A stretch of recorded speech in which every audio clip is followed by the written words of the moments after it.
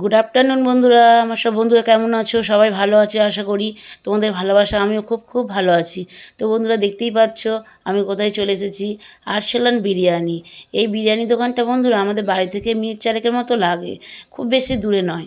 তো বন্ধুরা এখানে বিরিয়ানিটা খুবই টেস্টি, খেতেও খুব ভালো।